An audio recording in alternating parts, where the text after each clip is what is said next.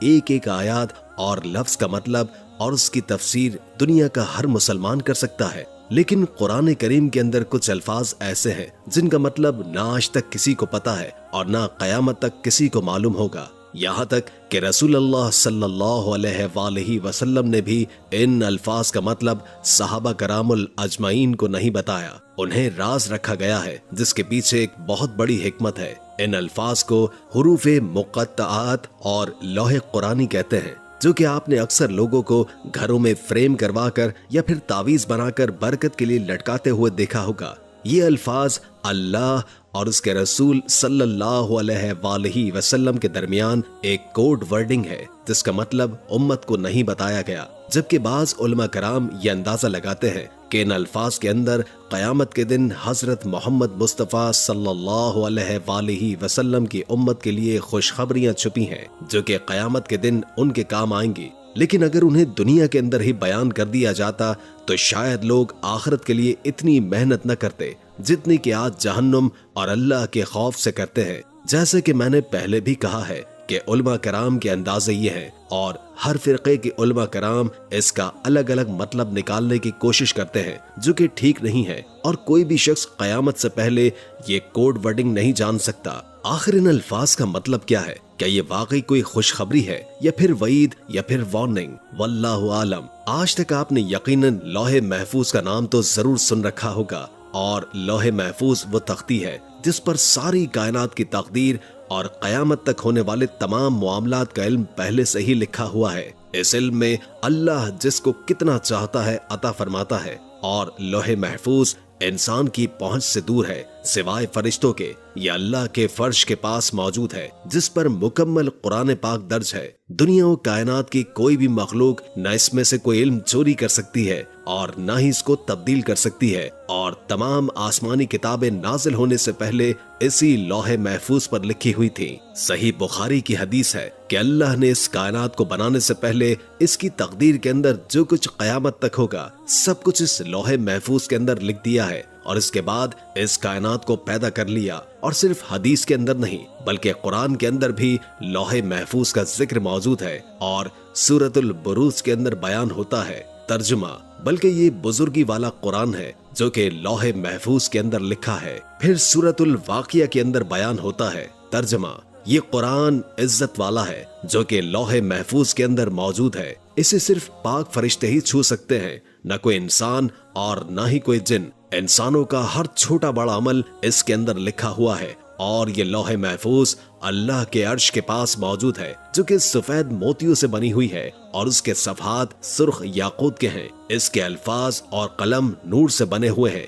ایک روایت میں ہے کہ اللہ تعالیٰ ہر روز 360 مرتبہ اس پر نظر فرماتے ہیں، تو کسی کو عزت دیتے ہیں اور کسی کو آزمائش میں ڈال دیتے ہیں، کسی کو رزق، کسی کو زندگی اور کسی کے لیے موت کا حکم دیتے ہیں۔ اس کی لمبائی آسمان اور زمین کے برابر ہے، جبکہ اس کی چوڑائی مشرق اور مغرب کے برابر۔ یہ اللہ کے عرش کے دائیں طرف بندھی ہوئی ایک فرشتے کی گود میں موجود ہے جس کا ٹائٹل یہ ہے کہ اللہ کے سوا کوئی عبادت کے لائق نہیں۔ اس کا دین اسلام ہے، اور محمد صلی اللہ علیہ وآلہ وسلم اس کے بندے اور رسول ہیں۔ جو بھی شخص اللہ پر ایمان لائے گا، اس کے وعدوں کو سچا جانے گا اور اس کے رسولوں کی اطاعت کرے گا تو اللہ تعالیٰ اس کو جنت میں داخل کرے گا۔ دوستو، اب تک آپ نے صرف یہی سنا ہوگا کہ انسان کو اس کے عمل کی بنیاد پر ہمیشہ کے لیے یا تو جنت کے اندر داخل کر دیا جائے گا یا پھر جہنم میں، لیکن یقیناً آپ یہ بات نہیں جانتے ہوں گے کہ یہ جنت اور جہنم کا سفر ایک پل کے ذریعے دنیا کے ہر انسان کو طے کرنا ہوگا۔ یہ ایک ایسا بال سے بھی زیادہ باریک اور تلوار سے بھی زیادہ تیز پل ہوگا جو کہ جہنم کے اوپر موجود ہوگا، اور اسے پار کرتے ہی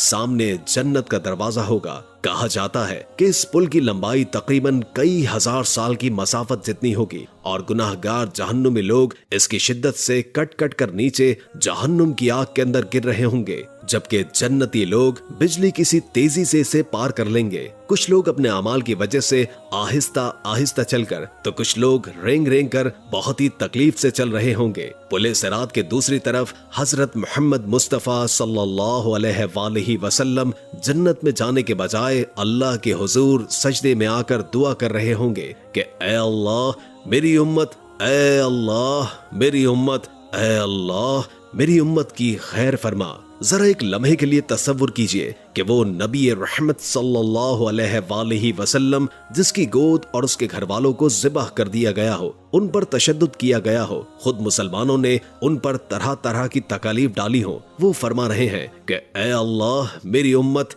ऐ अल्लाह मेरी मुसलमान उम्मत को बचा ले और अल्लाह ताला आपकी दुआओं को कबूल फरमा लेगा, सिवाय उन लोगों के जिन्होंने खुद जन्नत में जाने से इनकार किया हो, यानी काफिर और मुशरिकीन। हजरत अबू सईद खुदरी रज़ी अल्लाह ताला अन्हु से रिवायत है कि हम सहाबा कराम रसूल खुदा सल्लल्लाहु अलैहि वसल्लम की खिदमत में हाजिर होकर सवाल करते हैं कि ऐ अल्लाह के रसूल, पुल सिरात क्या है? आप सल्लल्लाहु अलैहि वसल्लम ने फरमाया, ये फिसलन वाला पुल है जिस पर लोहे के कांटे और कांटेदार बीज है, जो कि एक तरफ से चौड़ा और दूसरी तरफ से तंग है, उसके सिरों पर जले हुए कांटे हैं। रसूल अल्लाह सल्लल्लाहु अलैहि वसल्लम से मुराद वो कांटे थे जो अरब के सहराओं के अंदर आज भी मौजूद हैं। आप अलैहिस्सलाम ने फरमाया कि नेक लोग इस पुल को उतनी ही तेजी से पार करेंगे जितनी तेजी से आग छपकती है, और कुछ लोग बिजली किसी तेजी से, कुछ लोग तेज हवा, तेज घोड़े या ऊंटों की तरह तेजी से गुजरेंगे, तो कुछ लोग बगैर किसी नुकसान के महफूज रहेंगे, कुछ लोग खराशे आने के बाद महफूज रहेंगे, और कुछ लोग जहन्नुम में जाकर गिरेंगे, और आखिरी शख्स उस पुल पर घसीट घसीट कर गुजरेगा। अब यहाँ पर एक इंतहाई अहम सवाल पैदा होता है कि क्या खुद रसूल खुदा भी इस पुल को पार करके जन्नत के दरवाजे पर पहुंचे होंगे? तो क्या तमाम अंबिया कराम अलैहिस्सलाम को भी इसे ऐसे ही पार करना पड़ेगा? इसका जवाब है नहीं, क्योंकि एक हदीस मुबारका के अंदर बयान होता है कि अल्लाह के रसूल सल्लल्लाहु अलैहि वसल्लम ने फरमाया कि अल्लाह ताला 4 लाख लोगों को मेरी उम्मत से बगैर हिसाब किताब के जन्नत में दाखिल फरमाएंगे। अब इस हदीस मुबारका से ये जाहिर होता है कि रसूल अल्लाह सल्लल्लाहु अलैहि वसल्लम और आपकी उम्मत में से तमाम शहदा और आपके अहले बैत और आपकी तमाम पाक बीवियां और अल्लाह के नेक बंदे उन 4 लाख लोगों में शामिल होंगे जिन्हें बिना किसी इम्तिहान के इस पुल सिरात से गुजरकर जन्नत के दरवाजे तक पहुंचा दिया जाएगा।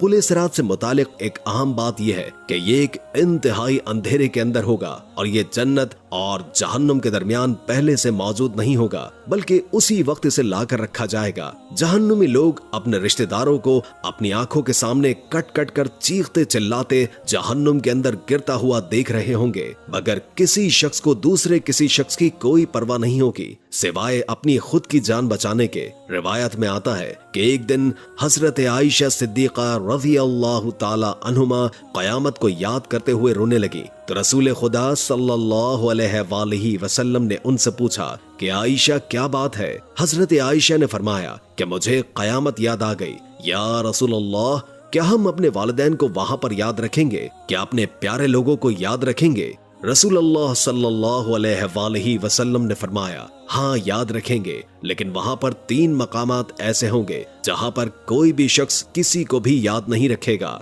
नंबर 1, जब किसी के नामाए अमाल तोले जाएंगे। नंबर 2, जब नामाए अमाल दिए जाएंगे। नंबर 3, जब लोग पुल सिरात पर होंगे।